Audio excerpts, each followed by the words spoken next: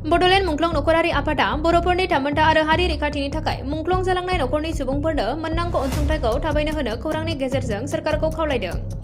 थांनाय गोलाव सम बर'नि हारि महरै थांना थानायनि जुजिनायाव गावखौनो जिउ बावसोमलांनाय मुंख्लंफोरनो बिटिआर गोरोबथा बादियै मुंख्लं नखरनो राङारि जा अनसुंथाइ होनायनि मावबिथांखि दंमोन बेखौ थाबैनो मावफुंना होनो आसाम आरो बिटिआर सोरखारखौ खावलायदों बड'ल मुंख्लं नख'रारि आफादनि गाहाय नेहाथारि माग्राम बसुमतारी बिथाङा।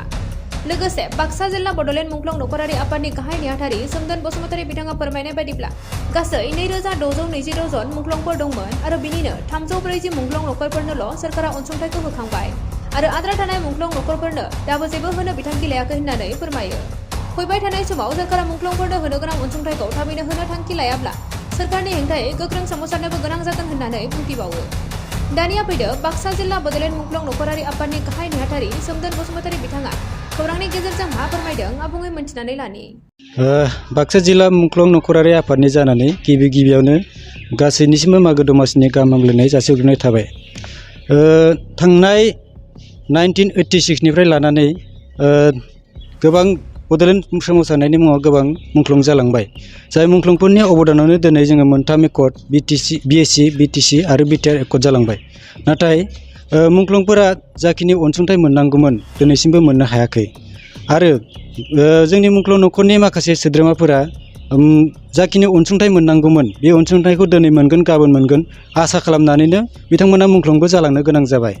बिनिखायनो थांनाय 15 बोसोर सरकार सालायनाय सरकारा जोंखौ जाबायदि थगायलांबाय नैबे गोदान सरकार जा आथिखालाव जा सोलिबाय थानाय सरकार बिथांमोना जाहाथे जोंखौ बेफोरबायदि खालामा। जोंनि जाखिनि मुंख्लंफोरा मोननांगौ अनसुंथाइ बे अनसुंथाइखौ जोंनो जाहाथे थाबैनो होयो सरकारनिसिम आं बाक्सा जिल्ला मुंख्लं नख'रारि आफादनि जानानै बेखौनो खावलायनाय थाबाय। बेखौ जों दा माने सरकारखौ खावलायगासिनो दङ। सरकाराबो होगोन होननानै बुंगासिनो दङ। नाथाय आसा खालामनानै जों जिखिनि खावलायगासिनो सरकारखौ जुदि बिथांमोना होआबा जों सोमावसारनायनि लामायावबो थांनो गोनां जानो हागौ। बा सेन्ट्रेल हिसाबै गासै 2622 जन मुंख्लं दङ। बिनिनो थांनाय समफोराव सिगाङाव 300 आरो नैबे बिटिआर एकर्ड जाखांनायनि उनाव 40 जननो होनाय जाबाय। गासै 340 जना बे अनसुंथाइखौ मोननो हाबाय आरो माखासेया दिनैसिमबो मोननो हायाखै। बिटिआर सोरखारा नोंथांमोनखौ मा फोरमायदों बेनि सायाव? बिथांमोनजों जों रायलायोबा बिथांमोना जोंखौ आसा होयो मोनगोन होननानै। थिग बिदिनो जोंबो दिनैसिम आसा खालामनानै दङ। बेखायनो सरकारा जाहाथे जोंनो थाबैनो होयो बेखौ जोङो गुरै खावलायहरनाय थाबाय मुंख्लं नख'रारि आफादनि जानानै। बड'ल मुंख्लं नख'रारि आफादनि जानानै बड'ल बुब्लि रादाब नायगिरि बयनिसिमबो मागो दमासि आरो दिनैनि बे फुंबिलिनि बयनिसिमबो गाहाम हामलायथिखौ बावहरबाय। जोङो बड'ल मुंख्लं नख'रारि आफादनि जानानै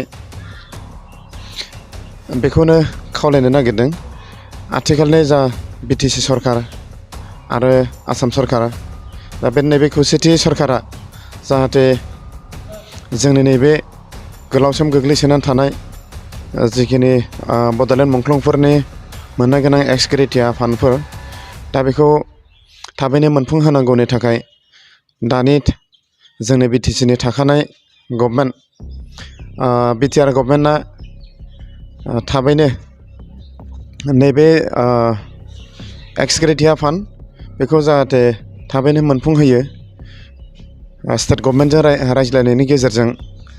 दा बेखौनो जोङो नेनानै थाबाय थादों। दा नैबेहाय रायजो राजाफोरा बेखौ गोबाव समनिफ्राय माबा मोनसे ग्रिन सिगनेल फैगोन बेखौ जोङो आसा खालामनानै थाबाय थादों। माखासे सम सिगाङाव जोङो नुबोबाय जोंनि प्रेक्टिकेलि जोङो जोंनि मेगनजोंनो नुनानै मोनबोदों आरो बेजों लोगोसेनो रिहेबिलिटेसन फान्डफोर दा बेफोरखौ जोंनि मेगनजोंनो जोङो नुनानै मोनजोबदों। दा बे हिसाबै नैबे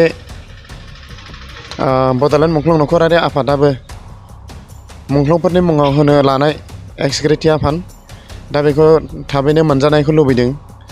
दा बेखौनो बिटिआर गभर्नमेन्टनिसिम खावलायहरनाय जाहैबाय जाहाथे बिथांमोना स्टेट गभर्नमेन्टखौ एसे खावलायनानै थाबैनो मोनहैनायनि बेबस्थाखौ खालामना होनो हायो। बेखौनो जोङो बड'ल मुंख्लं नख'रारि आफादनि जानानै बिटिआर गभर्नमेन्टनिसिम गुरैयै खावलायहरनाय जाबाय।